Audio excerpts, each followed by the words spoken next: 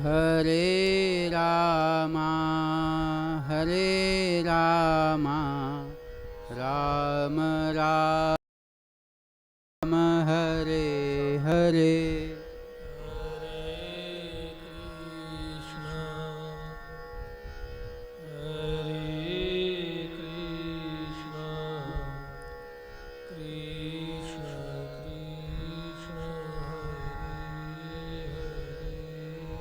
हरे कृष्णा कृष्ण कृष्ण हरे हरे।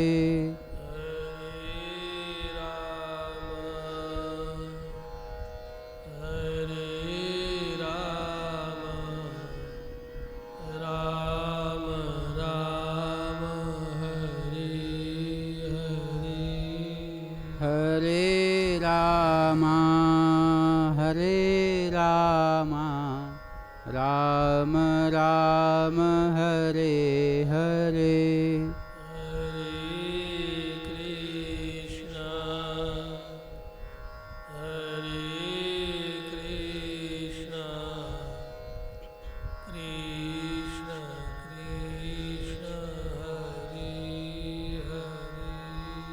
हरे कृष्णा कृष्ण कृष्ण हरे हरे।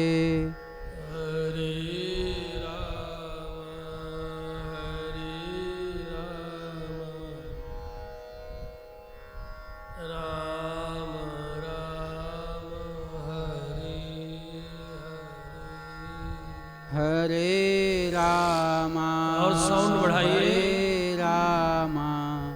राम राम हरे हरे।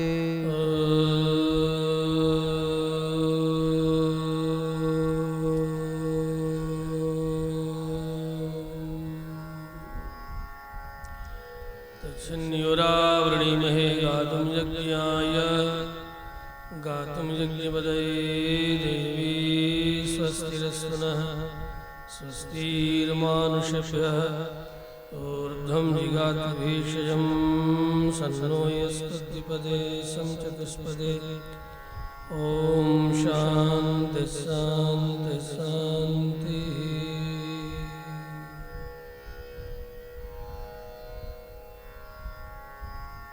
कपर्दिमत्कर्दमं कपिलकल्पनावाधुरां दुरत्ययमतीत्यतद्रुहिणतन्त्रयन्त्रोदरम् कुदृष्टिकुहनामुखे निपततः परब्रह्मणः करग्रहविचक्षणो जयति लक्ष्मणो यं मुनिः।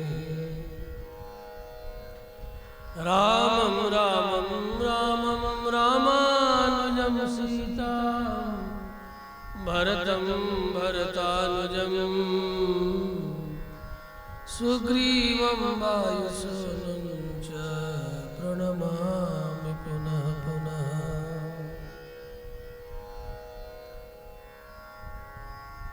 यत्र यत्र रघुनाथकीर्तनं तत्र तत्र कृतमस्तकाञ्जलिः।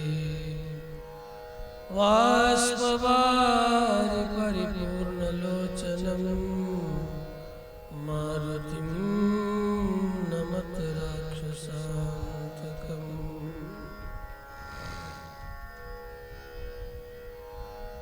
पूजन्तं राम रामेति मधुरं मधुराक्षरम् आरुह्य कविता शाखा वन्दे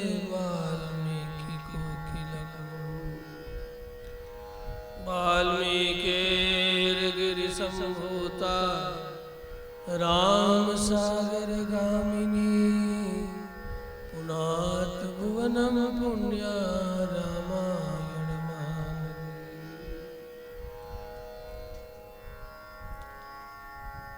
वन्दे वेदान्तकर्पूरचामेकरकर्णकम् श्रीरामानुजार्यमार्याणां चूडामणिमहर्निशम्।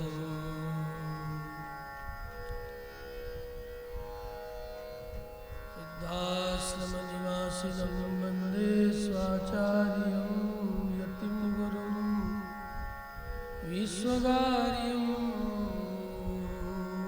सदा नित्यं वयोव्रतधारिणं। श्रीराम जय जय राम।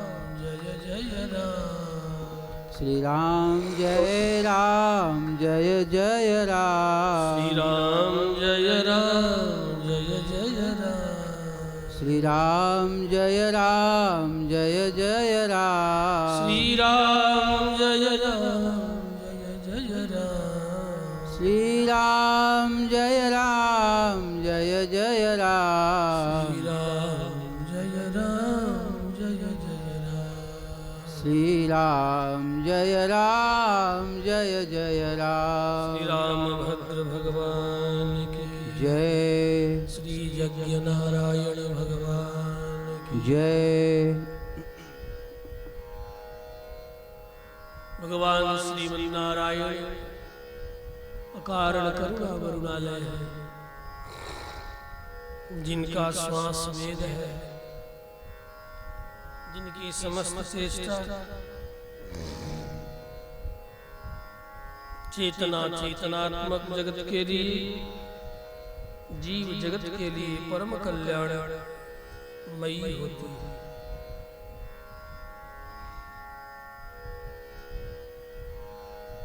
जिनके श्वास के द्वारा अभिव्यक्त वेद समस्त ज्ञान का भंडार है, आश्रय है। उन्हीं वेदों का अर्थ ऋषि महर्षियों के मानस पटल पर उजागर हुआ। तब कभी महर्षि वाल्मीकि के चेतना पर जब जागृत होता है भगवदीय कृपा परिणाम, वही वेदार्थ श्रीमद् रामायण के रूप में प्राणी मात्र के निमित्त धर्म अर्थ काम मोक्ष प्राप्ति में साधन बन करके जगत में अवतरित होता है। वेदार्थ ही अवतरित होता है, जिसमें वर्णित लीला तथा रसामृत का हम सब चातुर्मास व्रत के बहाने ऋषि महर्षियों के तपःपूत ऊर्जस्वी भूमि पर गोह के प्रांगण में श्रवण मनन निधिध्यासन नित्य ही कुछ यहाँ बैठ करके कर रहे हैं। अनेक प्रसंगों का श्रवण मनन होता रहा। सुंदर कांड में भगवदीय सुंदरी कथा चल रही है। जनकनंदिनी जानकी यदि प्रतीकों के रूप में स्मरण करो तो जीव ही जानकी है। श्री हनुमंतलाल आचार्य है, यह भी कह सकते हैं। साक्षात नारायण परमात्मा श्री रामभद्र हैं। लंका ही हृदय है, जिसमें रावण अहंकार है। अहंकार के कारण जीव परमात्मा से दूर हो जाता है। जब तक आचार्य रूपी हनुमंतलाल से ढूंढ कर सन्मार्ग दिखाकर भगवत सानिध्य न प्राप्त करा दे, तब तक जीव यही अहंकार के गर्त में पड़ा हुआ अत्यंत दुख प्राप्त करता रहता है। अस्तु आचार्य का कार्य बड़ा ही जिम्मेवारी पूर्ण होता है, जिसे हनुमंतलाल आचार्य कृत्य का निर्वाह कर रहे हैं। कल सुना लंका प्रवेश, लंकिनी का उद्धार और अनेक स्थलों पर जा करके श्री हनुमंतलाल जनकनंदिनी जानकी के खोज कर रहे हैं। फिर स्त्रियों के झुंड में चले गए और वहां ढूंढ रहे हैं। मन में अनेक तरह की भावना जगती है तो कहते भी कि आखिर में ढूंढता तो कहाँ ढूंढता। स्त्रियों ही दृष्टा गृहात् गृहं राक्षसानाम् उद्यानानि च सर्वशः वीक्षमाणोऽप्यसन्त्रस्तः प्रसादांस्य चचारसः। भला मैं कहाँ ढूंढूं? जहाँ ढूंढना चाहिए वहीं मैं ढूंढूं। चार अंगुल भी ऐसा कहीं जगह न बचा जहाँ की मैं ढूंढा नहीं। नान्यत्र हि मया शक्या वैदेही परिमार्गितुं स्त्रियो हि स्त्रीषु दृश्यन्ते सदा संपरिमार्गणे। समान को उसी के समान में ढूंढा जाता है। इसलिए मैं स्त्रियों को देखने के लिए विवश था, क्योंकि जनक नंदिनी जानकी भी स्त्री है। जीव वास्तव में बंधुओं स्त्री रूप ही है। जीव परतंत्र है और जो भी परतंत्र होता है उसे स्त्री कहते हैं। यही परिभाषा है। परतंत्र को स्त्री कहा जाता है। जीव परतंत्र है। परवश जीव स्ववश भगवंता जीव अनेक एक श्रीकंता। मानसकार निवेदन करते हैं परवश जीव स्ववश भगवंता जीव अनेक एक श्रीकंता। आप स्वतंत्रता का बिगुल फूंक दें, लेकिन आपसे पूछते हैं जन्म से अब तक आप कहाँ कहाँ स्वतंत्र हैं? जन्म लोक दृष्टि से ही देखो तो किसी माता पिता के द्वारा जन्म मिला। क्या आपने जन्म का निर्णय किया कि मैं मनुष्य बनूं या देवता बनूं, पशु पक्षी बनूं, देव किटिंगादि लता गुलमादि कीट पतंगादि शरीरों में मैं जाऊं? क्या आपकी इच्छा से आपको यह शरीर मिला? क्या कुत्ता बिल्ली इत्यादि का शरीर देने में या प्राप्त होने में क्या उनकी कोई इच्छा है? नहीं। आपको मनुष्य का शरीर मिल गया, भारतवर्ष में जन्म मिल गया। मनुष्यों के शरीर में भी अनेक प्रकार के काले गोरे लंगड़े चिकने काले टुकड़े शरीर मिल गए। क्या आप इसमें स्वतंत्र थे? नहीं थे, परतंत्र थे। परतंत्र होकर के ही आपको ये शरीर मिला है।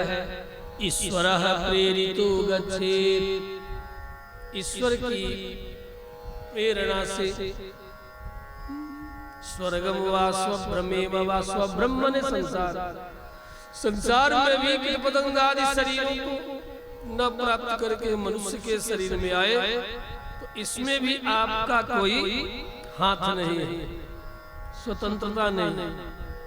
लता गुलमादि कीट पतंग सूकर कुकर आदि शरीरों में चले गए होते तो उसमें भी आप स्वतंत्र नहीं है, उसमें भी परतंत्र है। और यहाँ आने के बाद भी राम रहे। अंटू मंटू संटू कंटू फंटू जंटू रंटू अंटू, जो नाम मिल गया राम श्याम कबीर का नाम, वह नाम भी किसी और ने जोड़ रखा है, रख दिया और रख दिया। आप वही अपने आप को समझने लगे। यहाँ भी स्वतंत्रता नहीं, इसमें भी परतंत्रता। तो जो परतंत्र है वह जीव है, जो जीव है वह स्त्री है। जीवात्मा कन्यका प्रोक्ता मंत्रो माता पिता गुरु परमात्मा पति प्रोक्तः ब्रह्म संबंध लक्षणम्।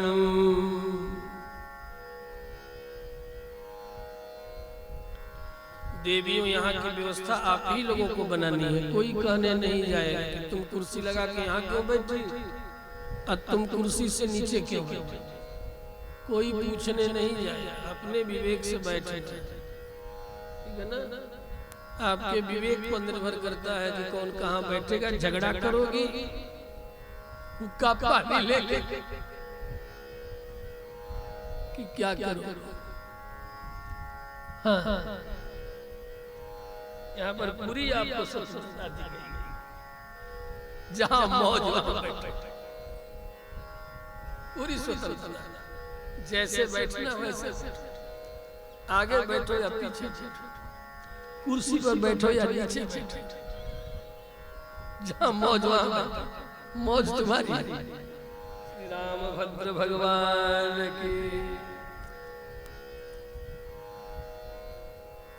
श्री हनुमंतलाल विचार कर रहे हैं कि मैंने तो खोजा, स्त्रियों के मध्य खोजा, परतंत्रों के मध्य खोजा। जनक नंदिनी जानकी भी रावण के गृह में परतंत्र ही है, इसलिए जीव स्वरूपा हो चुकी है। वैसे भी श्री वैष्णव को एक धारा है, तिंगल्लई, तिंगल्लई, तिंगल की धारा में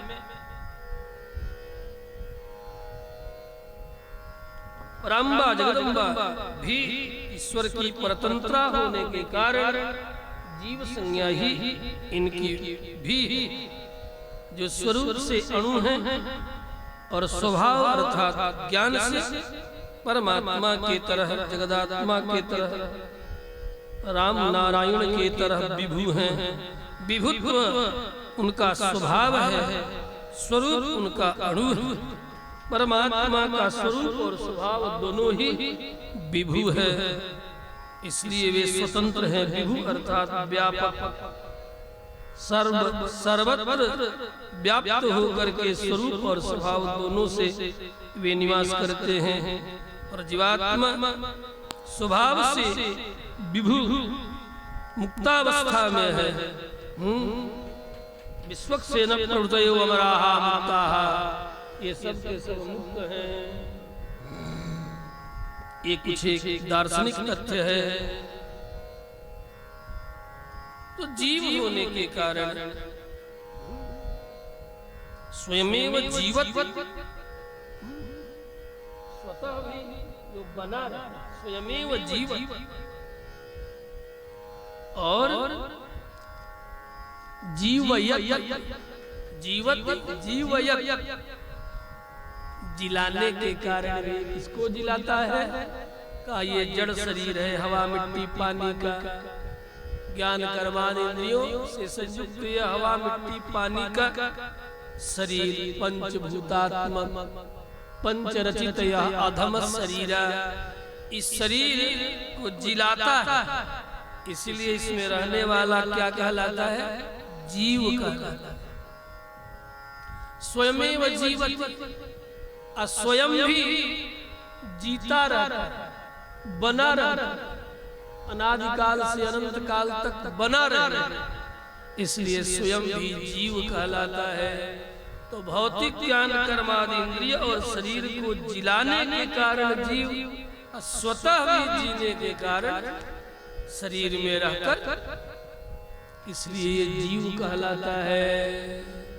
जीव क्या है? कहा परबस जीव स्वबस भगवंता, परबस जीव। जीव परबस है, परबस जीव मन परतंत्र है।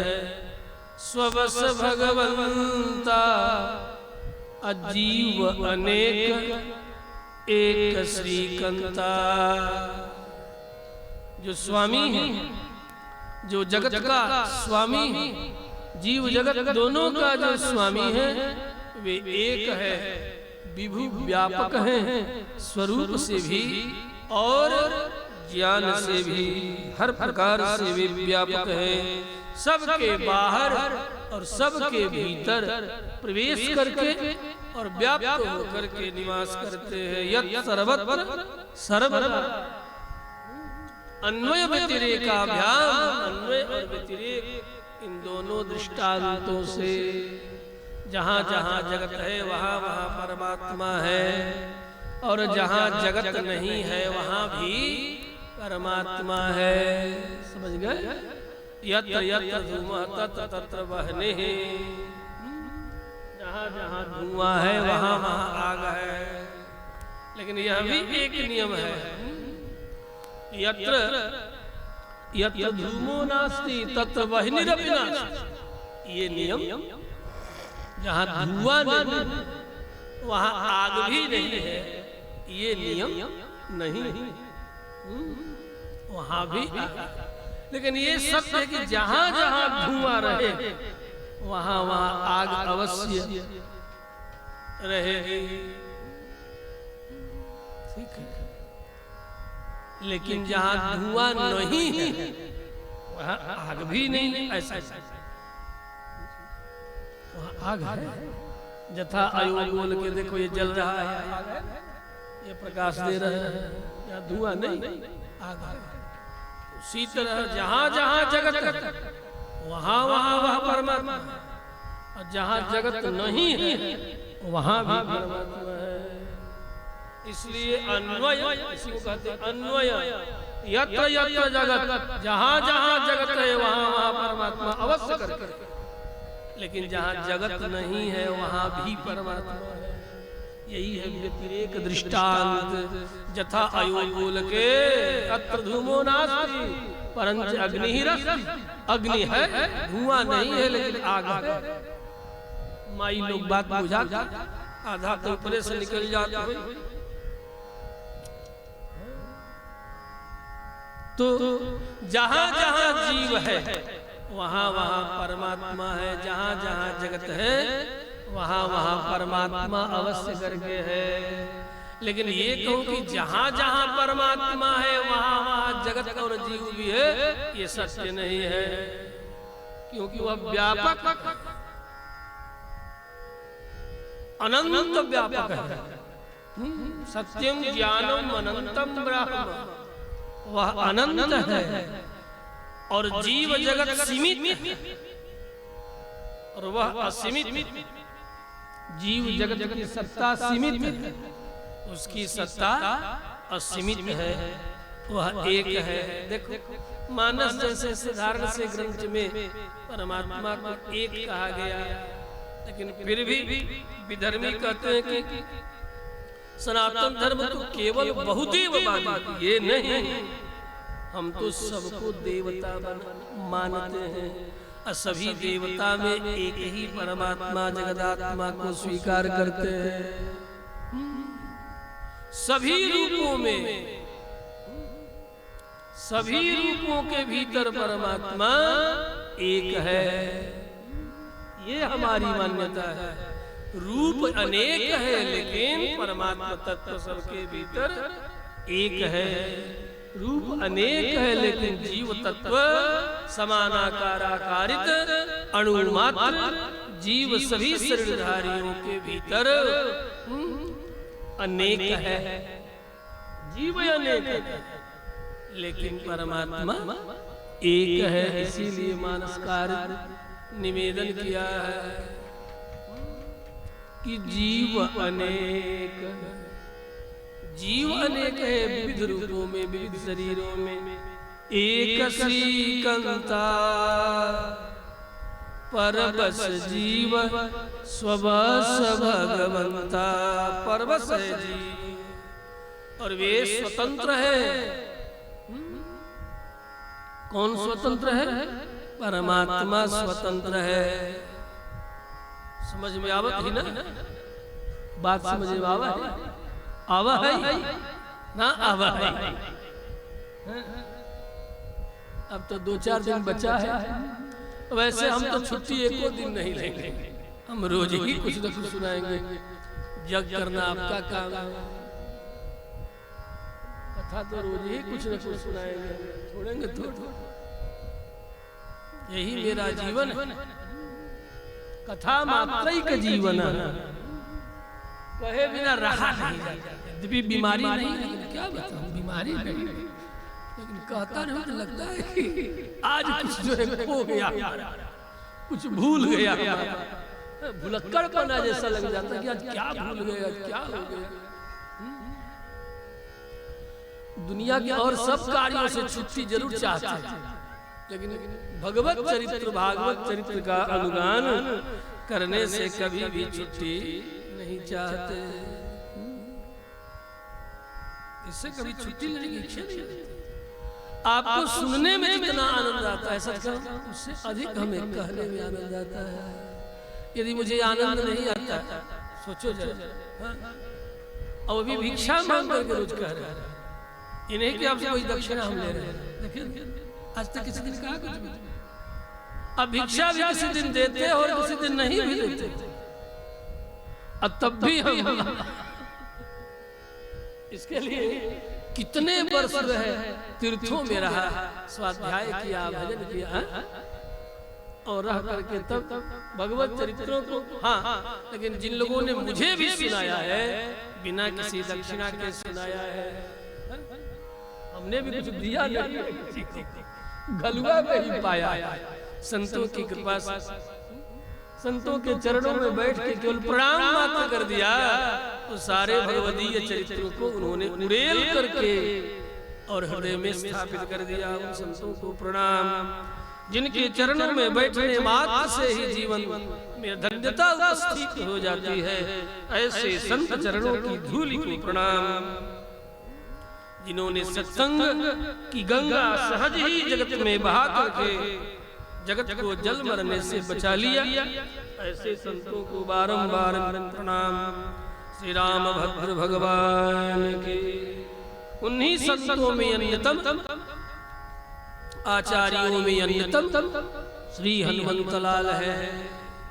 पहले तो साथ दूसरों के कार्य सिद्ध करने में ही लगे रहते हैं, जो दूसरों के कार्य को सिद्ध करने में ही सदा लगे रहते, और तनिक उनका स्मरण करो तो बिल्कुल पूछ पटक करके काम करने के लिए तैयार हो जाते हैं। ऐसे हैं हनुमान जी। और भिक्षा भी नहीं मांगते, स्वतः पेड़ों पर चढ़ करके पत्ती फल इत्यादि खा पी करके ठीक हो जाएंगे। आपसे कुछ पूछो नहीं, अद्भुत हनुमान जी से बढ़ के कौन सा भगवत चरित्र सुनाते हैं, भगवत चरित्रों का अनुशीलन करते हैं, और भगवान के भक्तों का दिन रात रक्षा करने में लगे रहते हैं। और तनिक सा उनका स्मरण करो, भगवत भक्त तनिक उनका स्मरण करता है तो फट से उसके रक्षा के लिए तत्पर होकर के दौड़ पड़ते हैं। ऐसे राम रसिया श्री हनुमंत लाल की जय तो बोलना पड़ेगा, इतना कितनी कृतज्ञता कैसे। राम रसिया श्री हनुमंत लाल की जय। ये नहीं हुआ अधूरा रह गया। किसी दिन हमने प्रेम से जयकारा भी नहीं आप लोगों से बुलवाया, आज पूरी ताकत से बोलना पड़ेगा। अभी तो आधी के बाद आधी रह गई। अनंत बलवंत श्री हनुमंत लाल की जय। ऐसा बोलो कि कम से कम गो के बाजार तक तो चला जाए, लगता है कि बिना खाए पिए चले जाए इधर डगर से। गो के बाजार तक नहीं जा रहा है। श्री लक्ष्मी नारायण यज्ञ भगवान की जय। अभी कुछ लगा कि है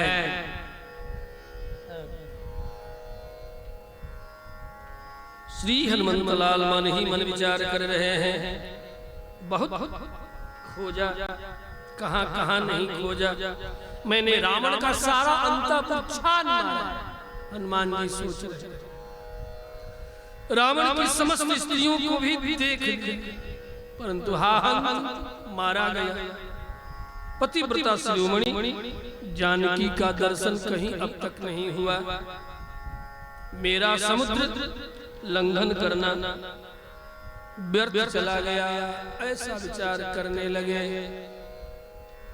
दृष्टमन्तः पुरं सर्वं दृष्ट्वा रावणयोषितः न सीता दृश्यते साध्वी वृथा जातो मम समः।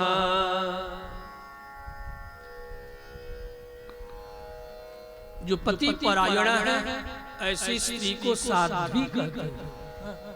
बड़ा अयोध्या में एक बार विवाद, कुछ देवियां अपने आप को साध्वी लिखने लगी। तो ये हमने कहा देखा वाल्मीकि रामायण में जनक नंदिनी जानकी को साध्वी कहा गया है। इसलिए प्रत्येक स्त्री जो पति परायण है वो अपने को साध्वी यदि कहती है और लिखती है तो उनका अधिकार। आज के बाद आप लोग इस प्रकार का प्रश्न न करें, यही हमारा निवेदन होगा। श्रीमद् वाल्मीकि रामायण का आश्रय लेकर के ये बात सब प्रमाण कहा था। न सीता दृश्यते साध्वी, और हनुमंत लाल ने जनक नंदिनी हनुमान जी जैसे महात्मा ने मुहर लगाया है, तो फिर किसी और को कुछ और कहने का अधिकार नहीं बनता। तालियां गड़गड़ा। न सीता दृश्यते साध्वी वृथा जातो श्रम मम श्रमः। व्यर्थ ही मेरा समुद्र लंघन हो गया ऐसा लगता। यदि मैं लौट करके जाऊंगा, जाम्बवान मुझसे पूछेंगे दादा जाम्बवान तो क्या उत्तर दूंगा? भैया अंगद पूछेंगे तो मैं उनसे क्या कहूंगा कि मैं क्या करके आया, क्या उत्तर दूंगा? मेरा तो समुद्र लंघन करना व्यर्थ चला गया। फिर सोचते नहीं, इस प्रकार मुझे निरुत्साहित नहीं हो जाना चाहिए, इस तरह मुझे उत्साह रहित नहीं हो जाना चाहिए। मुझे और उत्साह में भर करके जनक नंदिनी जानकी की खोज करनी चाहिए। चार अंगुल को खोज। उत्साह ही ऐश्वर्य का मूल है।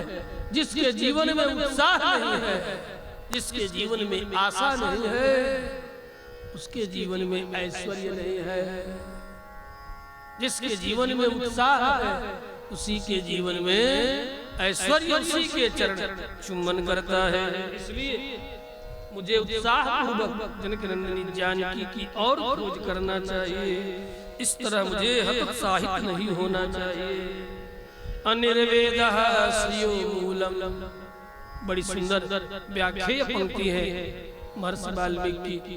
अनिर्वेदः श्रियो मूलम अनिर्वेदः परम सुखम। अनिर्वेद माने उत्साह।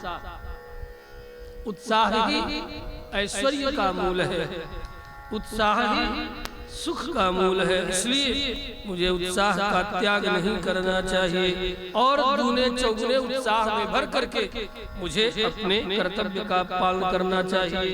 मैं और उत्साह पूर्वक उन स्थानों को ढूंढूंगा, खोजूंगा जहां अब तक नहीं खोजा, और जिसे एक बार खोजा उसे और दोबारा खोजूंगा।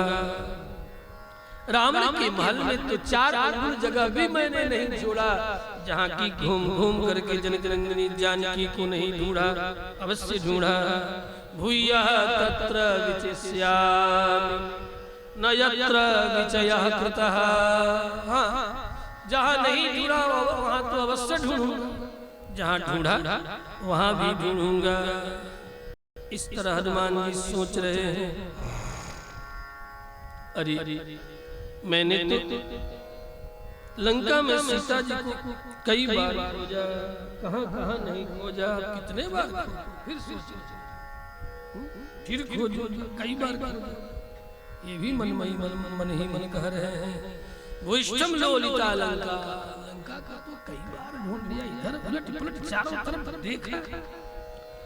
छोटे छोटे तालाबों तक में गया, छोटी छोटी कंदराओं तक जाकर के ढूंढा, भीतर घुस करके अंधेरी गुफाओं में भी गया, नदियों में गया, नालों में खोजा, लंका के निकटवर्ती समस्त भूमि में भी खोजा, सस्य श्यामला झुरमुटों में ढूंढा, कुंजों में ढूंढा, झाड़ियों में ढूंढा, ओटों में ढूंढा, जहाँ थोड़ा ओट बन जाए, थोड़ी सी जमीन ऊंची नीची हो जाए, ओट बन जाता है, इसको ओटा कहते हैं।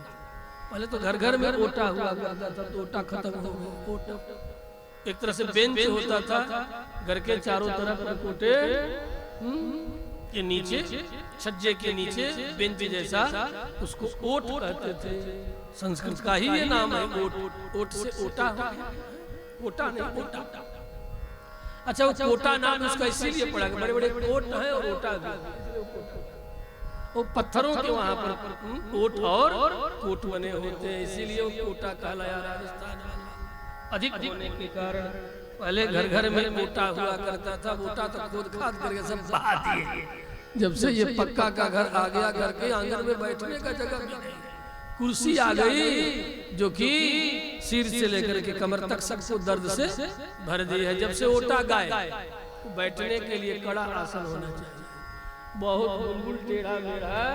ये कुर्सियों की जो आकृति है ना, पहले काठ वाली कुर्सी थी, आपको याद है 50 वर्ष पहले किसी को इस प्रकार कमर में दर्द था? ये जब ये आकार क्यों दिया, किसने दिया? ये एलोपैथी के हिसाब से आकार दिया गया है कि लोग बीमार पड़े तो हमारी कंपनी चले, मेरी दवाइयां बने। बात समझ गए? ये सारे साजिश है। साजिश के तरह आपको फर्नीचर ऐसे दिए जाएंगे, उस फर्नीचर पर आप बैठे, इतने मोटे गद्दे पर बैठेंगे, ये सब साजिश के तरह। और आप समझेंगे बड़ा आराम, आराम नहीं, आराम को अगले ही दिन हराम करने वाले, ये साजिश के तरह इन फर्नीचरों की आकृतियां दी गई। हमारे यहाँ आराम की जो फर्नीचर बनी ना, वो खटिया थी। एक खटिया का मूल्य ऑस्ट्रेलिया में 90,000 है। एक खटिया का खटिया 3.5 फीट वाली, 3.5 बाई 6 फीट की जो खटिया है, वो ऑस्ट्रेलिया में 90,000 की बिक रही है। और सर्वोत्तम माना गया इसका पटसन की बनी हुई, सूत की बनी हुई खटिया। हम लोगों ने आराम वाला जो चीज बनाया तो खटिया बनाया। बेड सोल सुला दो किसी भी रोगी को तो चौकी पर सुला। बेड सोल यदि किसी को हो, चल फिर नहीं पा रहा, उसे खटिया पर उत्तम माना गया। अब देखो ऐसा फर्नीचर बना दिया रोगियों के लिए कि अब बेड सोल हो, एक दूसरी दवा चल रही है, अब तीसरी दवा के लिए उद्योग करो। इसलिए कोई भी अंग्रेजी जैसी दवा नहीं है जिसको साइड माने पार्श्व प्रभाव, साइड इफेक्ट, साइड इफेक्टेड सारी एलोपैथी की दवा है। इसमें केवल और केवल इससे मुक्त है आयुर्वेद की दवाएं, और बहुत कुछ हद तक होम्योपैथी साइड इफेक्ट से लगभग पूरा नहीं कर रहा, लगभग मुक्त है। क्योंकि थोड़ा होम्योपैथी की बहुत सी पुस्तकों को हमने पढ़ा, जो हिंदी में सब पढ़ने की बीमारी थी, तो जब बीमारी लगती तो पढ़ते पढ़ अनेक विद्वानों का उसमें ये मत था कि लगभग होम्योपैथ की दवाएं भी साइड इफेक्ट नहीं करती। यदि लक्षण का परिज्ञान हो गया ठीक तो आघात ही करेंगे, रोग को दूर ही करेंगे। और यदि लक्षण सिम्टम नहीं मिला, दवा दी गई, तो इसका मतलब ये नहीं है कि साइड इफेक्ट शरीर में किसी प्रकार के देंगे। वैसे ही जैसे कि आपने यहाँ से लक्ष्य करके किसी को गुरुदेव चला, लक्ष्य यदि है तो लगा, नहीं है तो धरती पर गिर जाएंगे। आपके द्वारा चलाया गया जो गोल है, जो गोली धरती पर आ जाएगी। ये कहां से बात आ गई? श्री राम भद्र भगवान की, श्री राम भद्र भगवान की कथा तो मैं भूल गया।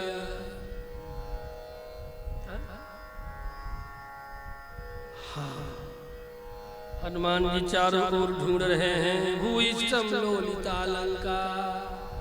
हनुमान जी ने कहा मन ही नहीं, भूइष्ठम मने बार बार, मैंने लंका नगरी को बार बार ढूंढा, फिर भी जनक नंदिनी जानकी हमें नहीं प्राप्त हुई। पल्लवा ने तटाका ने, यहाँ तक कि वृक्षों के पल्लवों तक को मैंने ढूंढा। पल्लवा ने तटाका सरांसि सरितस्तथा, कहाँ कहाँ नहीं ढूंढा।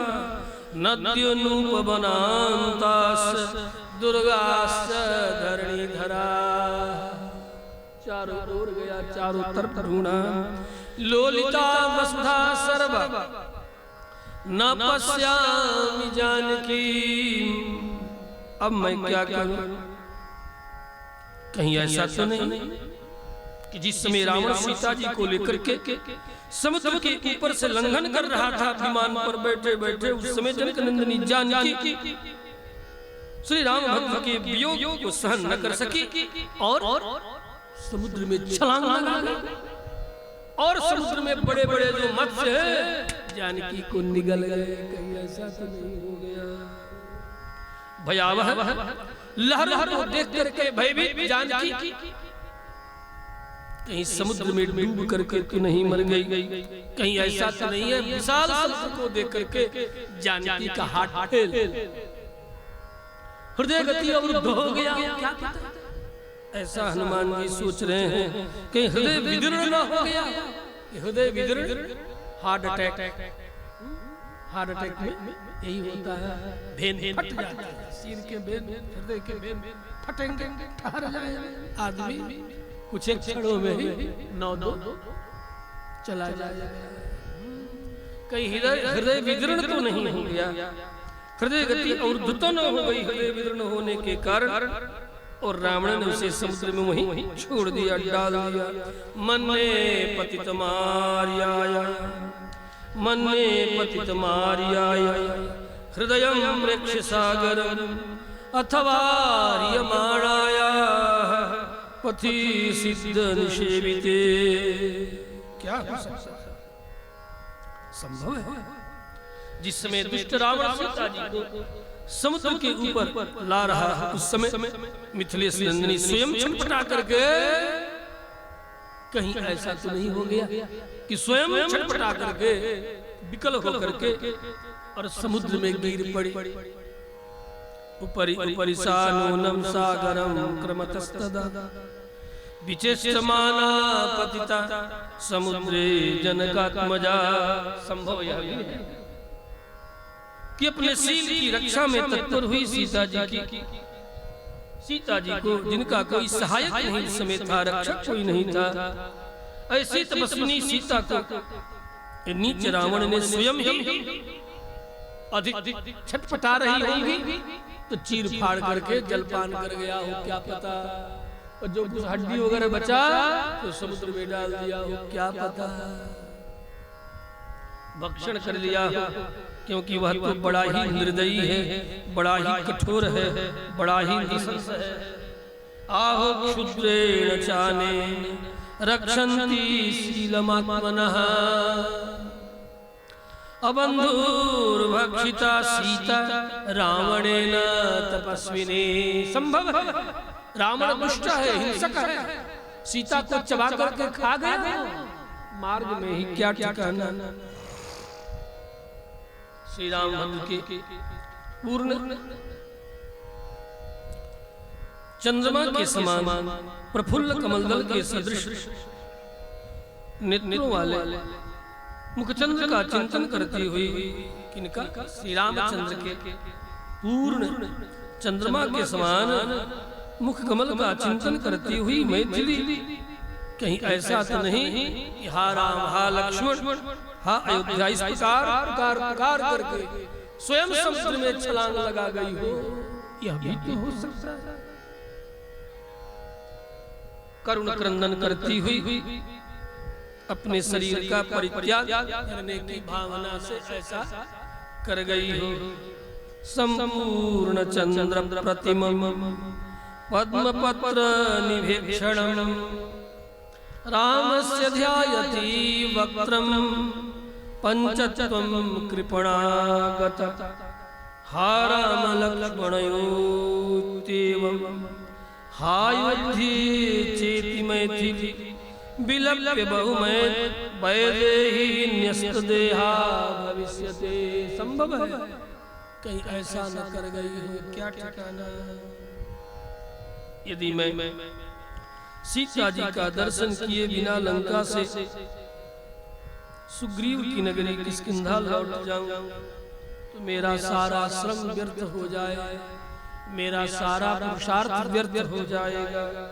फिर तो मेरा ये सब कुछ करना निरर्थक हो जाएगा। ममेदं लंघनम व्यर्थम सागरस्य भविष्यति प्रवेशश्चैव लंकायां राक्षसानां च दर्शनम।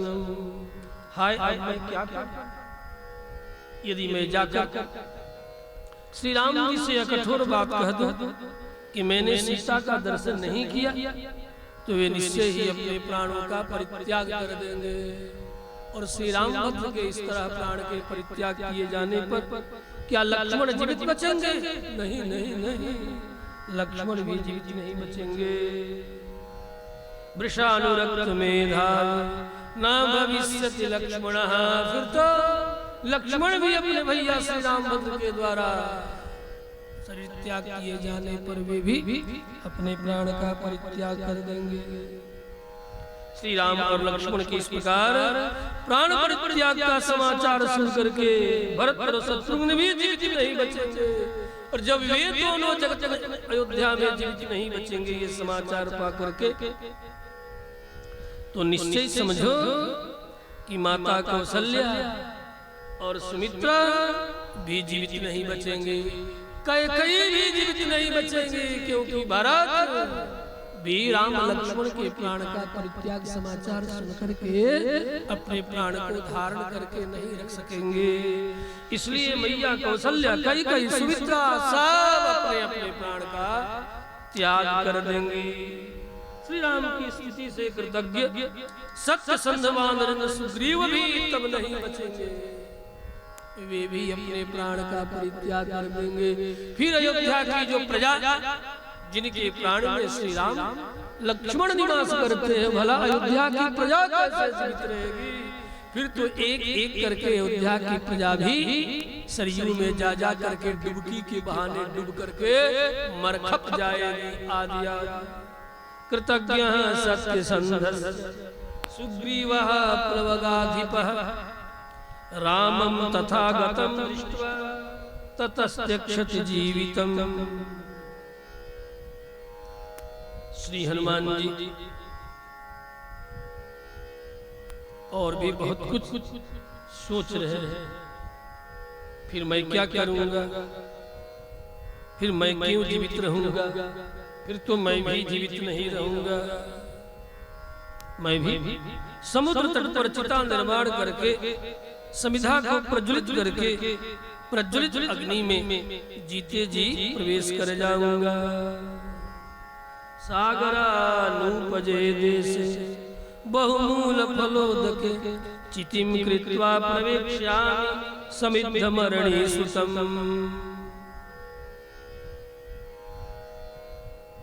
अपने मरण तक की कल्पना कर गए श्री हनुमंत लाल। फिर तो और क्या क्या होगा, जो बचेगा वो जानेगा, देखेगा, समझेगा। क्या मेरी माँ तब जीवित रहेगी, तब क्या मेरे पिता जीवित रहेंगे, तब क्या हमारे पिता का साम्राज्य के प्रेमी जीवित रहेंगे। इस तरह सारे संसार का नाश हो जाएगा। यदि मैं जनकनंदिनी जानकी को नहीं ढूंढा तो सबका ना सबका जीवन जनकनंदिनी के खोज पर ही निर्भर है। और यदि कहीं मैं सीता को खोजने में समर्थ हो गया तो फिर कहना ही क्या।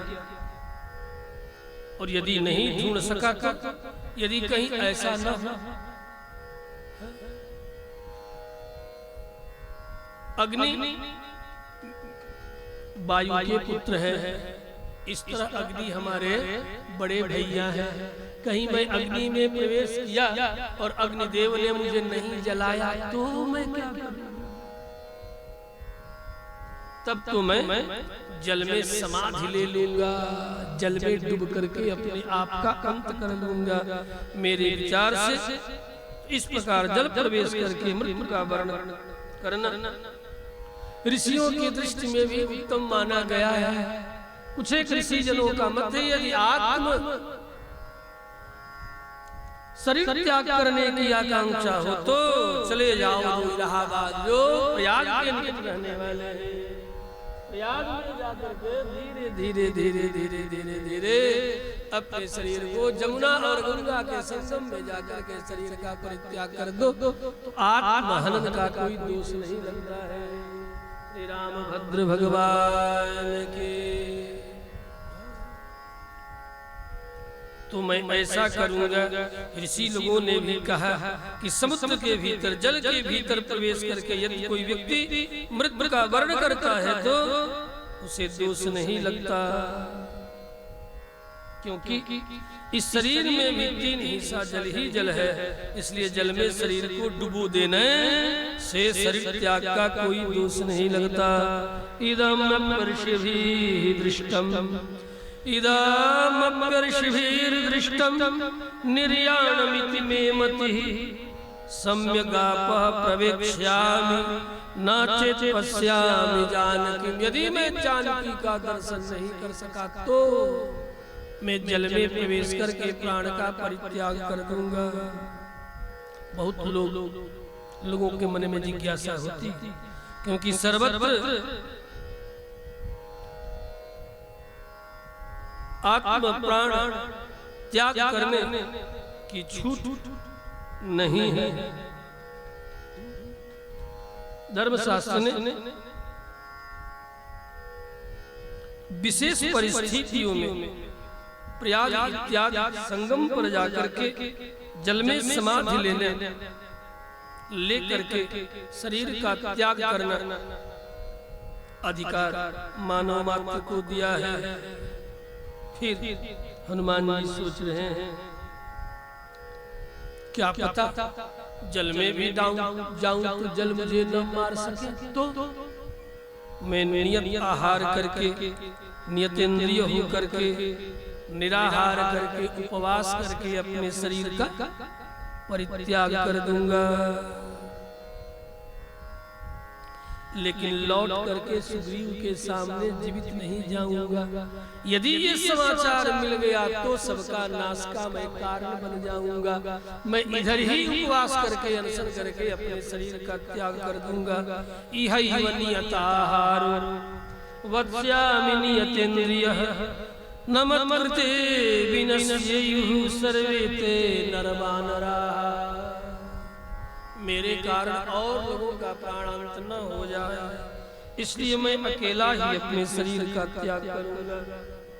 बंधुओं, जब साधक जीव भगवत भक्त व्यक्ति श्री राम कृपा का अनुभव करने वाला पुरुष चारों ओर से हताश निराश हो जाता है, चारों ओर अंधकार ही अंधकार उसकी आंखों के सामने छाने लगता है, सारे सहारे जब टूट जाते हैं, सारा प्रयत्न भी पुरुषार्थ भी जब व्यक्ति का असफल हो जाता है, अपने भी जब पराये हो जाते हैं, जब कुछ नहीं सूझता है बंधुओं, तब भगवत भक्त को एक प्रकाश की किरण दिखाई पड़ती है। वह प्रकाश एकमात्र भगवत कृपा। अब तो जैसे जो करना है ठाकुर जी करेंगे, प्रभु की कृपा का ही एकमात्र अब भरोसा है। तात्पर्य श्री हनुमान जी के भीतर भी ये भाव आ गया था कि मैं जनक नंदिनी जानकी की खोज करूंगा, मैं करूंगा। ये मैं सबसे बड़ी बीमारी है। इस बीमारी से श्री हनुमंत लाल जब नहीं बच सके तो कोहे बपुराया। कौन ऐसा जगत में है जो मैं की बीमारी से बच जाए। हनुमान जी ने देखा कि मेरा सारा पुरुषार्थ हो गया, मैं अपने पुरुषार्थ से जनक नंदिनी जानकी को ढूंढ लिया, कहीं न मिली। तो अंत में हनुमान जी मन से प्रभु कृपा की शरणागति करते हैं।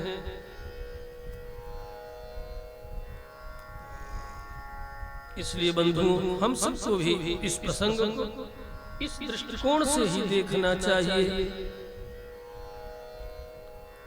इस तरह मन में प्रभु कृपा की शरणागति करते हुए श्री हनुमान जी समुद्र के उत्तर तट पर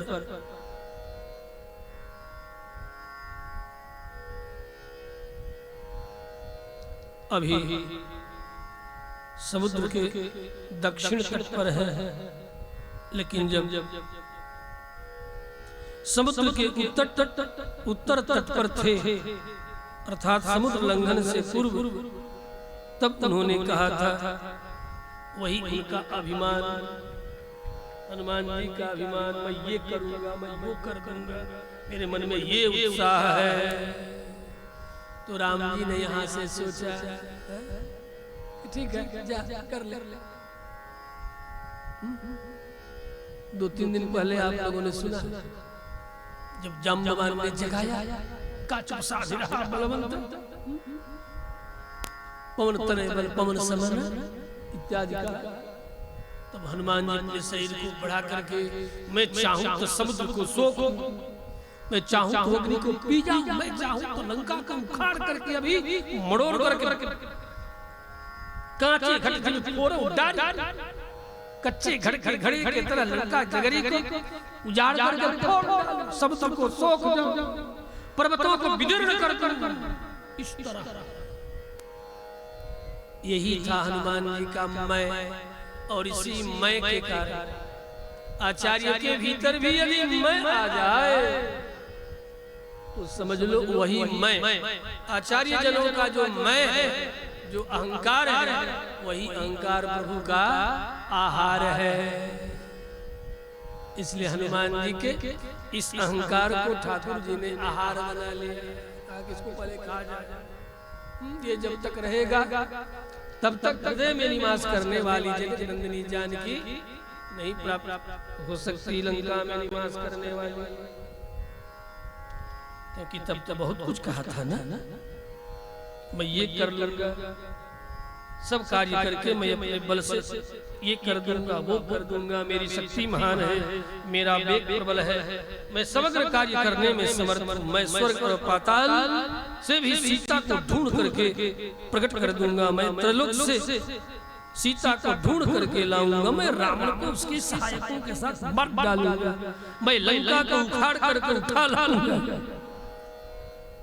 ये सब हनुमान जी के कथन में अतिशयोक्ति यद्यपि नहीं है, लेकिन एक भक्त का ये वाक्य नहीं है, ये शोधन कर रहे हैं महर्षि वाल्मीकि। स्वतः श्री रामभद्र की करुणा जिनके हृदय में निवास करती है, ऐसे है महर्षि वाल्मीकि, क्योंकि राम कार्य के समस्त पात्रों का शोधन करना इनका व्यक्तिगत राम करुणा के कारण, करुणामयी भगवती जनकनंदिनी जानकी के हृदय में निवास करने के कारण इनका सहज ही स्वरूप। यद्यपि ये सच है कि हनुमान जी ऐसा करने में समर्थ हैं, लेकिन मैं ये ठाकुर को सही नहीं है। निश्चय ही वे जो कुछ कह रहे हैं उसके करने में तनिक भी संदेह है, परंतु आज असमर्थ होकर, हताश होकर, असफल होकर प्राण देने के लिए प्रस्तुत हैं, जल समाधि लेने के लिए तैयार हैं, जीवन भर लंका में ही उपवास करके रहने के लिए प्रस्तुत हैं। मतलब यह कि वे अपने को असहाय सा अनुभव कर रहे हैं, उनकी सीता जी के अन्वेषण की शक्ति में कुंठा लग गया है, कुंठित हो गई है उनकी बुद्धि। अब सामर्थ्य होने पर भी भगवत अनुग्रह का अनुभव करना ही एक आचार्य का कर्तव्य है। वे निश्चय ही पूर्व में अपने कर्तव्यों से च्युत हुए, जिसका परिणाम आज निराशा हाथ लगी है। भगवत अनुग्रह से समस्त कार्य संपन्न हो रहे हैं, यही किसी भक्त के हृदय में भावना होनी चाहिए, यही आचार्य के हृदय में भावना रहनी चाहिए।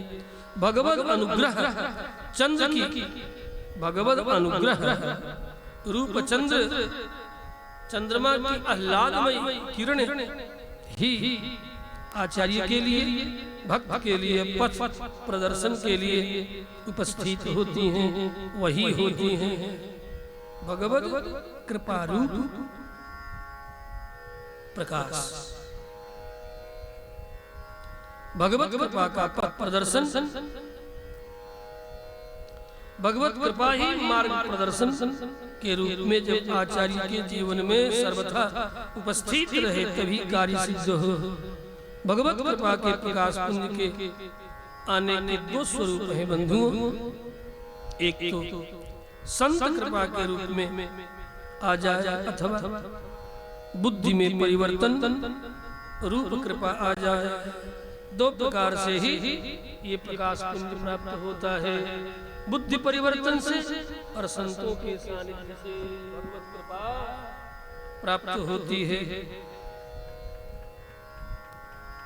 श्री रामचरितमानस का निवेदन करते हैं, जब हनुमान जी चारों ओर से निराश हो गए तब विभीषण का अर्थात एक संत का एक बार ढूंढ आए, फिर भी दोबारा एक संत का आश्रम दिखाई पड़ रहा है। यही है भगवत कृपा की किरण। भवन एक पुनि दीख सुहावा, नमस्कार क्या कर रहे हैं? भवन एक पुनि, पुनि तात्पर्य फिर मतलब इस निराशा के बाद एक ये, लेकिन वास्तव में गुढ़ार्थ क्या है? एक बार हनुमंत लाल ये सब ढूंढ लिए, इसलिए निवेदन करते हैं भवन एक पुनि, जिस भवन को पहले भी ढूंढ चुके हैं उसी भवन को पुनः दोबारा अन्य दृष्टि से देख रहे हैं। भवन एक पुनि दीख सुहावा, आज ये भवन सुहावा दिखाई पड़ रहा है। क्यों?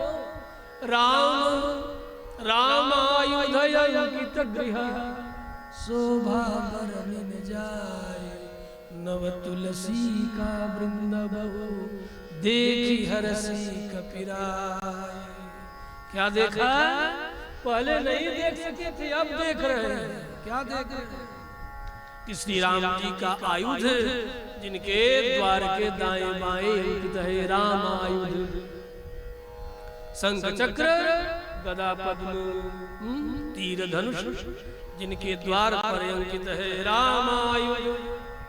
अंकित गृह शोभा बरन जाए, नव तुलसी का वृंद बहु देखी हरसी कपिराय। और क्या देखा? वृंद के वृंद, झुंड के झुंड, तुलसी, जहाँ तुलसी हो और भगवत आयुध चिन्ह हो वह निश्चय ही संतों का आश्रम है। ये आश्रम देखते हैं। भवन एक पुनि दीख सुहावा, हरि मंदिर तहाँ भिन्न बनावा। हरि मंदिर तहाँ भिन्न बनावा, क्या बनाया है? पूरे लंका में हर मंदिर है, लेकिन यहाँ क्या है? हरि मंदिर तहाँ, हरि का मंदिर। रामायण तो तभी होगा जब किसी भगवान के विष्णु का विग्रह होगा। तो हरि मंदिर तहाँ भिन्न बनावा, भिन्न पृथक अन्य राक्षसों के घर के कोनों में हर मंदिर और मंदिर, लेकिन यहाँ सबसे भिन्न है। रामायुध अंकित गृह, जैसा कि कहा, नव तुलसी का वृंद। बहुत बहुत देख करके हर्षित हुए संत निवास के द्वार पर भगवान का आयुध शोभायमान होता है। क्योंकि लंका में चारों तरफ तो निश्चर रहते हैं, रात में ज्यादा चलते हैं, दिन में सोते अधिक हैं और रात में चलते अधिक हैं, इसीलिए इनका नाम है। और अपना आराधना पूजन भी अर्धरात्रि में जा करते हैं, क्योंकि सबके सब ये अभिचार, मारण, उच्चाटन, वशीकरण इत्यादि करते हैं, इसलिए सब कार्य रात्रि में प्रशस्त माना गया है। दिन भर चलते फिरते आराधना की सामग्रियां इकट्ठा करते हैं, खाते पीते और रात में पुनः ये सब आराधना भी करते हैं चल फिर करके, और रात में और भी नाना प्रकार का अपना अनाचार, व्यभिचार, दुराचार करते हैं। लंका निशिचर निकर निवास, यहाँ कहाँ, हनुमान जी ने सोचा यहाँ भला कहाँ संतों का निवास हो सकता है? ना ना ना ना ना, यहाँ संत नहीं हो सकते, यहाँ कहाँ सज्जन करवास। मनमोह तरक करन कपिलागा, अते ही सब विभीषण जागा। और जब संत जगते हैं तो क्या बोलते हैं? हरि रीति अक्षर द्वयम बद्धः परिकरस्तेन मोक्षाय गमनम प्रति। देखो यही दिनचर्या सज्जनों की दिनचर्या है कि जब आंख खुले तो अपने इन दोनों हाथों को, आंख भी खुलने से पहले इन दोनों हाथ को अपने हृदय पर रखो,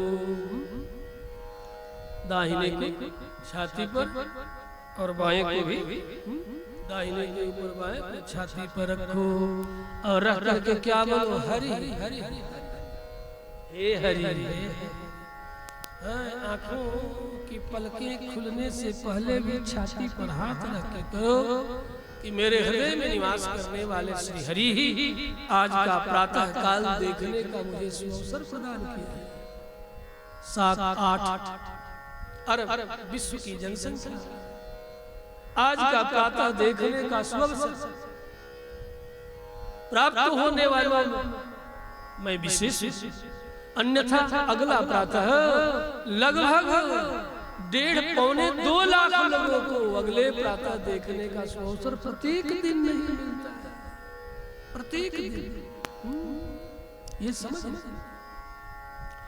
उन सौभाग्यशालियों में मैं हूँ जिन्हें आज का प्रातः देखने का, प्रातः जगने का, प्रातः काल का सुंदर दर्शन करने का सुअवसर प्राप्त हुआ है। इसलिए उस हृदय में विराजमान जो परतत्व परमात्मा है उसके प्रति कृतज्ञता ज्ञापन करना, छाती पर रख करके आप चुकी थे, आप चुकी है, इसलिए मैं हूँ। आपके होने के कारण ही मुझे अवसर प्राप्त हुआ है। आप जैसी प्रेरणा करेंगे हे प्रभु, तब अपनी आंखों के सामने अपने दोनों हाथों को लाओ और ला करके देखो कराग्रे बसते लक्ष्मी। मेरे हाथ के अग्र भाग में ही सकल ऐश्वर्य निवास करते हैं। कर मध्य सरस्वती, और हाथ के मध्य भाग में भगवती सरस्वती अर्थात ज्ञानमयी देवी बीणा पानी निवास करती है। कर मूले तो गोविंदा, और मेरे कर के मणिबंध में साक्षात भगवान गोविंद नारायण निवास करते हैं। मैं इन तीनों को दृष्टि पथ में रख करके और अपने संसार के सकल कृत्यों को संपादन करूंगा।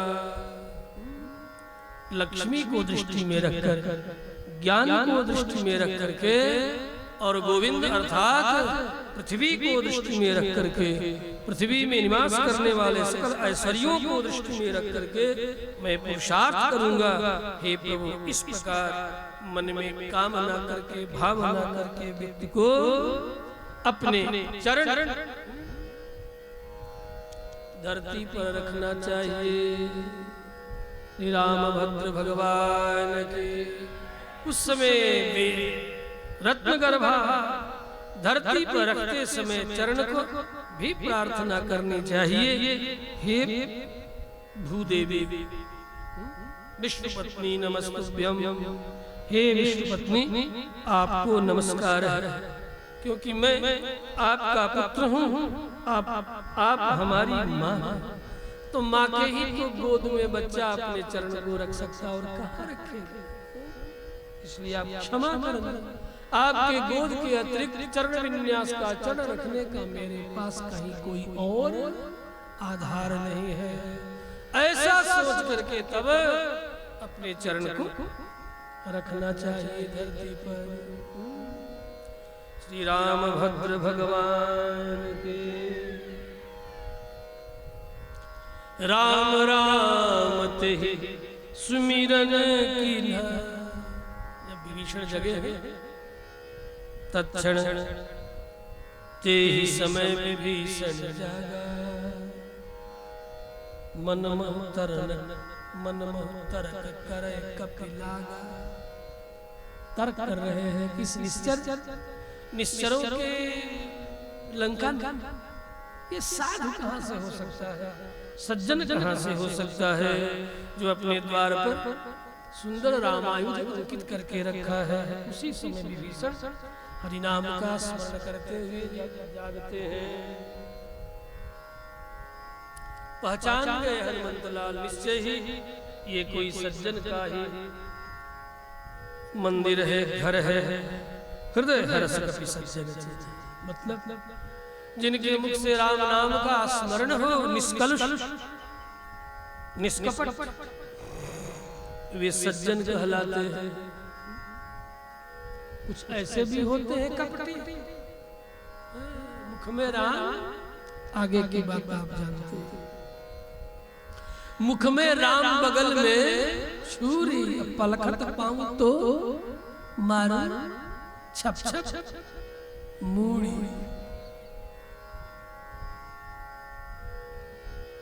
ये नामापराधी है, ये दुष्टात्मा है, ये पाखंडी है, ये ढोंगी है।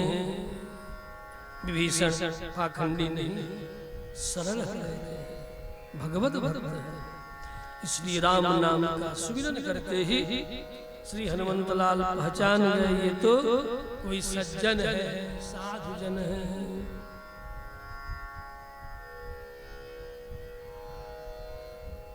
फिर परस्पर दोनों में परिचय हुआ।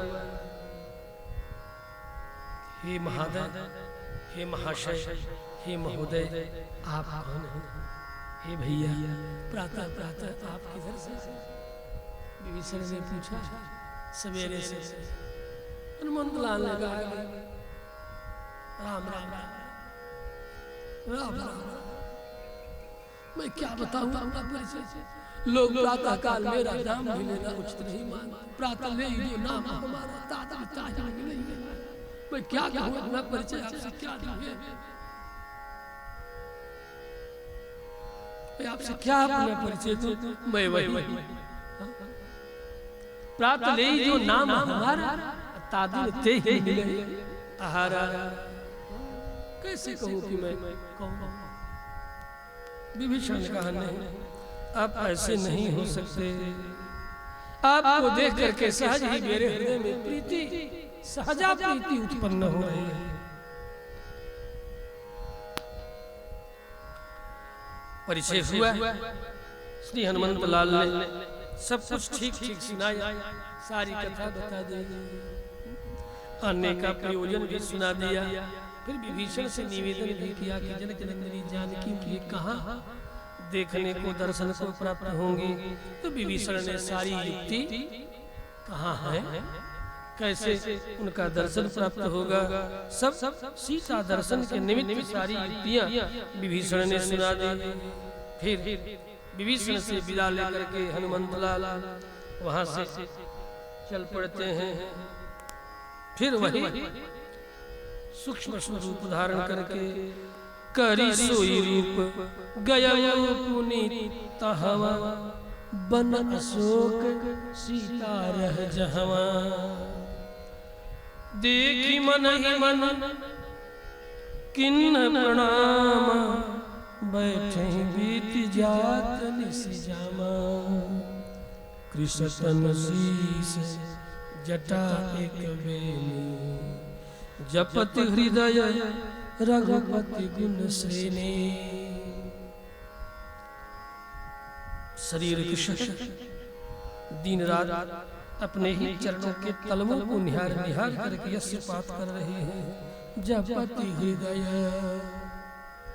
रघुपति गुण श्रेणी। श्री रामभद्र के दाहिने चरण में जो चिन्ह है वही जानकी के बाएं में और जो राम जी के बाएं चरण में जो चिन्ह है वही जानकी के दाहिने चरण में है। अपने ही चरणों के तलवों को निहार निहार करके रामभद्र का स्मरण करके निज पद नयन दिए, इसलिए मानसकार ने कहा निज पद में निवास करने वाले जो चिन्ह हैं वे चिन्ह रघुनाथ जी के हैं। जो इनके बाएं चरण में वही रघुनाथ जी के दाहिने चरण में। इसलिए रघुनंदन के चरणों के चिन्ह का स्मरण अपने चरणों को देख करके कर रही है। उसी का परिणाम है कि अब तक अपने प्राण को धारण कर सके। निज पद नयन दिए मन राम पद कमल लीन, परम दुखी भा पवन सुता। एक ही दोहा में मानसकार ने कहा निज पद नयन दिए मना, देख तो अपने चरणों को रही है लेकिन स्मरण किसका कर रही है? राम पद कमल लीन, राम जी के चरण कमलों में लीन हो रहे हैं। ऐसी स्थिति देख करके श्री हनुमान जी बहुत दुखी हुए। परम दुखी भा पवन सुता, देखी जानकी दीन, सियावल राम भद्र भगवान की। थोड़ा प्रेम से बोलो, सियावल राम भद्र भगवान की। कम से कम लगे कि सब बोलो, धीरे से ही बोलो लेकिन सब बोलो। ये बोलने का भी जय बोलने का भी किसी और के कंधे पर मत डाल दो कि ठीक है बगल वाला तो बोल ही रहे, हमें क्या, बगल वाला तो बोल ही रहा। एक राजा ने एक बार अनुशंसा कि देखो बहुत दूध की जरूरत है, चौराहे पर ड्रम रखवा दिए, समस्त ग्रामवासियों के डुगडुगी पिटवा करके संदेश भिजवा दिया गया कि देखो भैया कल राजगृह में बहुत बड़ा भंडारा होने वाला, गांववासी नगर द्वार के ग्राम द्वार के सामने एक बहुत बड़ा ड्रम रखा है, पात्र रखा है, उसमें सब लोग अपने अपने गाय भैंस का दूध एक एक लोटा सब लोग डालेंगे, राजद्वार जाएगा, फिर बड़ा छक करके संतों का भंडारा यहाँ भी होने होना है, बड़ा भंडारा होना, रोज रोज भंडारा होना, नित्य भंडारा होना। श्रीमद् भागवत के आरंभ दिन से ही भंडारा, यात्रा के दिन भंडारा, रोज भंडारा। इसलिए उस भंडारे में कोई मुंह देख करके थोड़े खाएगा खिलाएगा। जो भूखे और प्यासे हैं उन सबको भूखे को भोजन और प्यासे को पानी, यही है सत्य व्रत, सदा व्रत, यही है यज्ञ। जिसमें जान पहचान करके यदि आप खिला पिला रहे हैं तो व्रत नहीं, सदा व्रत नहीं, वो यज्ञ नहीं। वो तो आप मुख देख करके स्वजनों को पहचान करके वो तो स्वार्थ यज्ञ हो, वो परमार्थ यज्ञ नहीं है। और देखो ये यज्ञ भी हमारे परमार्थ ट्रस्ट, परमार्थ ट्रस्ट के तत्वावधान में, परमार्थ ट्रस्ट के तत्वावधान में, इसमें परमार्थ ही परमार्थ, जो कुछ भी है सब परमार्थ ही परमार्थ है। जिसके कोषाध्यक्ष हमारे अंतेवासी श्री धर्मेंद्र जी, कोषाध्यक्ष धर्मेश रामानुश्री वैष्णवदास, सामने बहुत कम बोलते हैं आप लोगों से, हमसे सब बात करते हैं स्वामी जी केवल और केवल परमार्थ।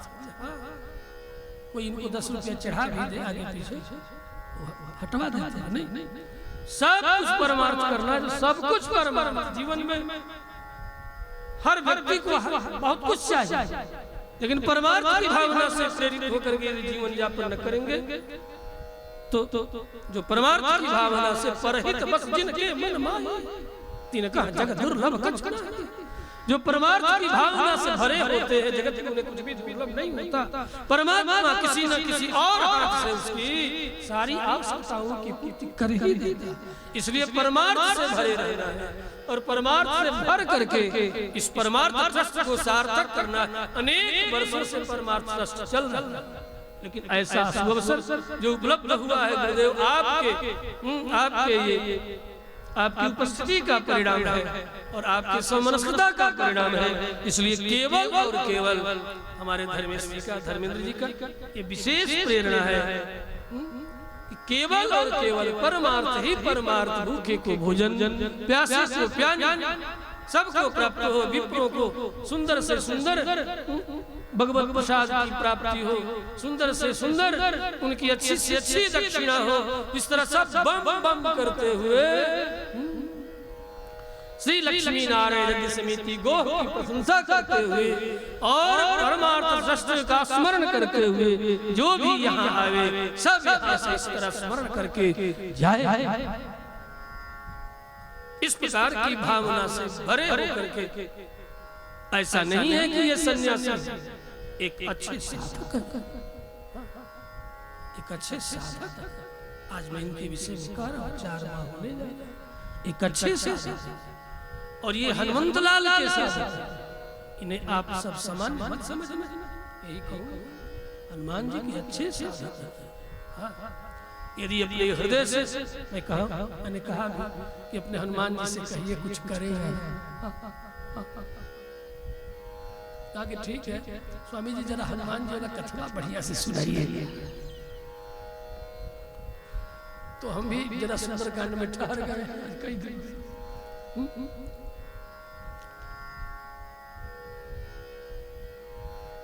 राम दुआरे तुम रखवारे हो तने आज्ञा बिन पैसारे। हनुमान जी की कृपा के बिना राम काज किन्ने बिना मोहि कहाँ विश्राम। ये राम कार्य है तो हनुमान जी जरूर करेंगे। क्या हाँ, हम लोगों को जितना शक्ति और सामर्थ्य, अपने शक्ति और सामर्थ्य की यदि चोरी करेंगे, आलस्य करेंगे, उसमें प्रमाद करेंगे, तो निश्चय ही हनुमान जी के भी मन में दुख होगा कि देखो मैं तो राम कार्य करने के लिए तत्पर हूँ, लेकिन ये जो आगे आगे जिनके हाथों से, जिनके शरीरों के माध्यम से मुझे राम कार्य करना है, ये लोग बड़े आलसी हैं, बड़े प्रमादी हैं, बड़े कपटी हैं, बड़े राग और रोष रखने वाले लोग हैं। मोहि कपट छल छिद्र भावा। हमारे रघुनाथ जी को, मेरे स्वामी को कपट छल छिद्र अच्छा नहीं लगता, लेकिन ये तो बड़े कपटी है, बड़े छल छिद्री। निर्मल मन जन सो मोहि पावा। जो निर्मल होते हैं वही मेरे आराध्य श्री राम भद्र को प्राप्त करते हैं। ये तो बड़े समल हैं। कहीं ऐसा हनुमान जी हम सब के विषय में स्मरण ना करें। इसलिए हो भी व्यक्तिगत जीवन में किसी अन्य कारण के परवश होकर तो राम काज के लिए, यज्ञादि कृत्य के लिए हमें छल कपट प्रमाद का त्याग करके, राग रोष का त्याग करके इस कार्य में प्राणपण से व्यक्ति को लग जाना चाहिए। कुछ एक लोग लगे, बहुत लोग जी चुरा रहे हैं।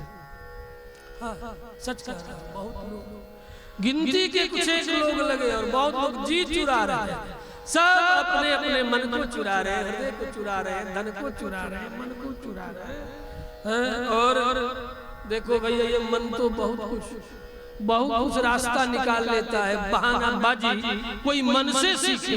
ये मन कोई कहे कि सवेरे सवेरे जगना, क्या सवेरे सवेरे जगना, चलो और थोड़ी देर सोते क्या।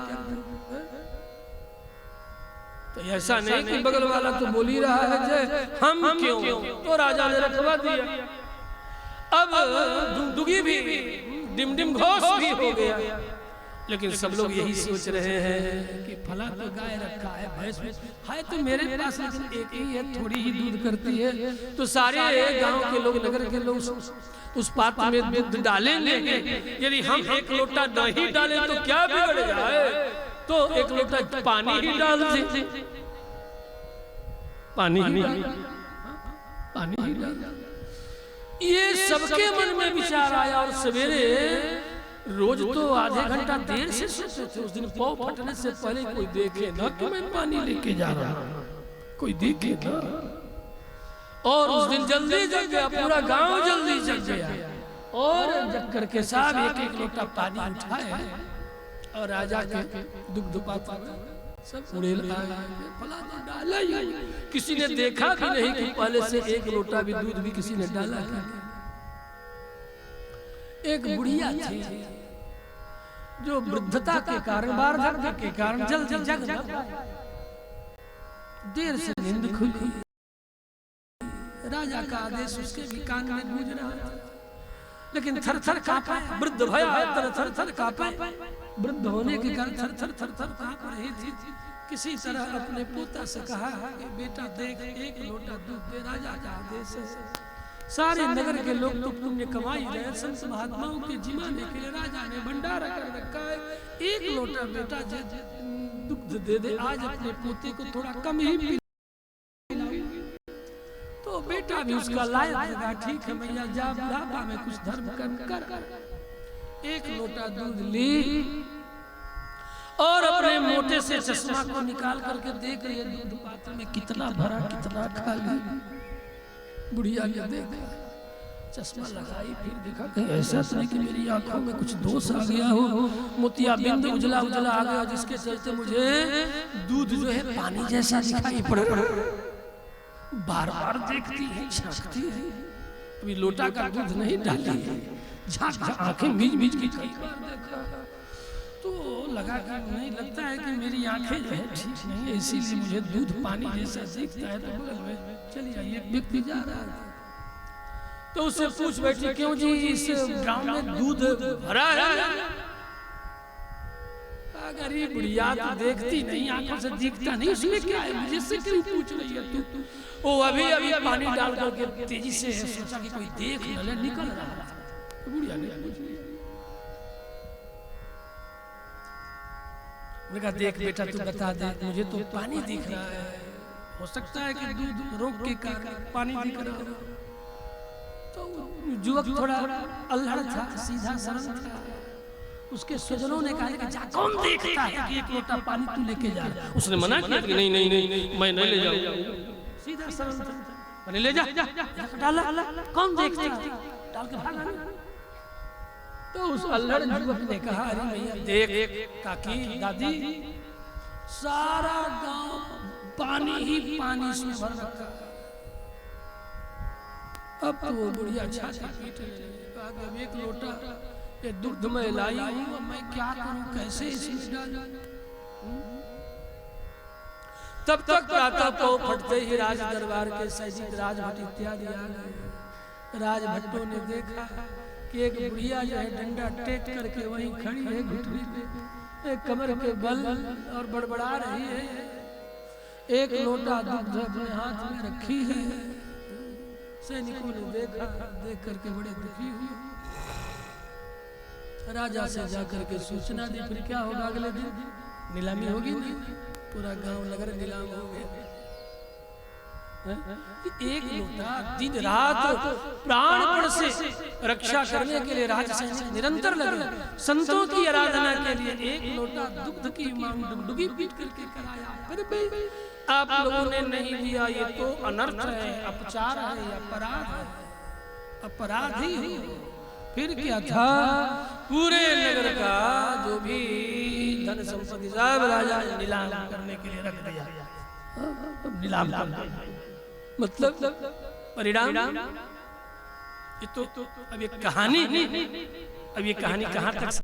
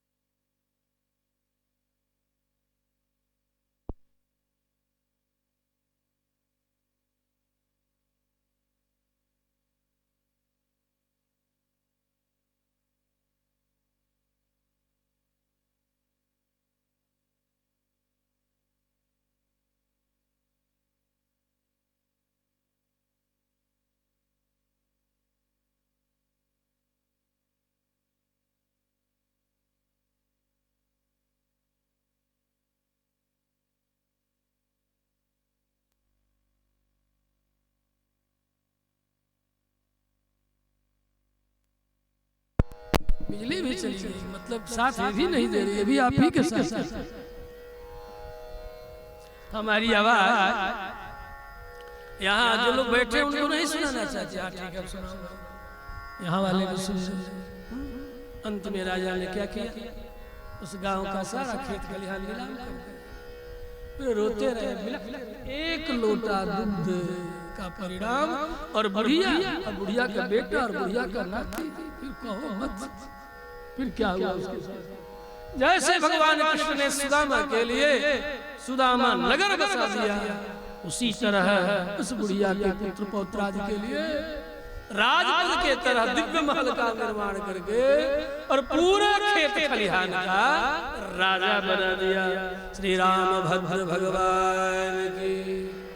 तो बुढ़िया माँ बात समझ में आई? नहीं आई? नहीं आई। एक लोटा दूध की मांग करूं तो जरूर लाके पहुंचा देना, लेकिन घर में होगा तब न बाबा, न गाय है न भैंस है, क्या करें? चलो ठीक है, दुकान पर काजू किशमिश है ना, उसी से साधुओं को जल पिलाया जाएगा, क्या दिक्कत है? ऐसे नहीं कह रहे हैं, ये हंसी ठिठोली में भी समझ लेना कि कुछ हम कह रहे हैं। आज तक कुछ नहीं कह रहे, अब कह रहे हैं, कुछ कहना शुरू कर दिया। श्री राम भद्र भगवान की अब कुछ नहीं कहेंगे, हम कब अब ठाकुर सुहाती नहीं तो मौन राम दिन रात। जैसा आप चाहते हैं वैसा हम भी बोलेंगे, अब कुछ नहीं कहेंगे। हनुमान जी को खोजने आज भी ये खोज, और जब खोज लेंगे जैसा कि कल का तो बता था। अब तो विभीषण से मुलाकात हो ही गई। जुगुत विभीषण सकल सुनाई, चले सब विदा कराए। और श्री हनुमंत लाल चलो देख जनक नंदिनी जानकी को। यहाँ तक तो कथा हो गई ना, यहाँ तक तो कथा सुना चुके हैं। परम दुखी भाव पवन सुत देखी जानकी दीन। तो जनक नंदिनी जानकी का दर्शन श्री हनुमंत लाल कर चुके। कैसे मैं बताऊं कि मैं आया हूं तरु पल्लव महरहा लुकाई, करें विचार करूंगा भाई। तरु पल्लवों में जाकर के छिप गए और यहाँ विचार कर रहे हैं कि जनक नंदिनी जानकी को कैसे सूचना दूं कि राम दूत मैं मात जानकी, कैसे कहूं, किस प्रकार से संबोधन करूं। अब जरा विचार कर रहे हैं, तो इन्हें विचार करने दे, और जैसा विचार करके निर्णय करेंगे, जैसा ये सुनाएंगे वैसा कल पुनः जब हम कथा में उपस्थित होंगे और आप भी आएंगे तब, नहीं आएंगे तो थोड़े सुनाएंगे। आप भी आएंगे एक एक 10-10 को लेकर के। अब तो रास्ता भी बन गया, अब तो रास्ता भी बन गया। पानी तो नहीं ना पड़ा रास्ता के ऊपर, तो रास्ता भी बन गया। अब अधिक से अधिक संख्या में श्री हनुमत चरित्र सुंदर कांड में दिव्य चरित्र को श्रवण करने के लिए आप उपस्थित होंगे। कुछ एक बातें और हम जैसी प्रेरणा होगी सुनाएंगे। खेती गृहस्थी नौकरी व्यापार करते हुए यज्ञ नारायण भगवान की सेवा, आलस्य प्रमाद जी की चोरी छोड़कर राग द्वेष आदि का परित्याग करके जो जन करेंगे करते हैं, वे निश्चय ही यज्ञ नारायण भगवान की कृपा से नित्य आनंदमय धाम के अधिकारी बनते हैं। यज्ञस्य जनतायै कल्पते, यज्ञ जन जन के कल्याण के लिए ही किया जाता है। तो सकल जगत कल्याण के निमित्त यज्ञ नारायण भगवान की सेवा में संलग्न जन निश्चय ही परमानंद को प्राप्त करते हैं, करेंगे। इसमें तनिक भी आप सब संदेह न करेंगे। अब आज बस इतना ही, 2-4 बार हरि नाम तो बनता ही।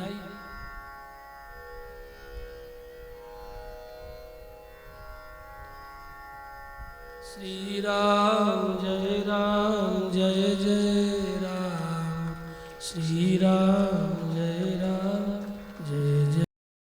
राम जय जय राम, श्री राम जय जय राम, श्री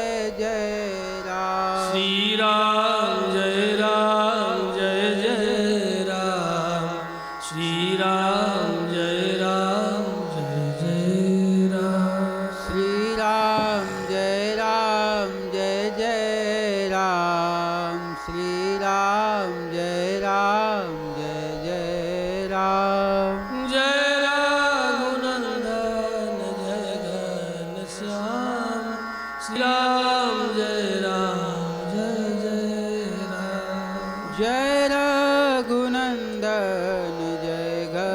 श्याम श्री राम जय जय राम। जय रघुनंदन जय हनुमान श्री राम जय जय राम।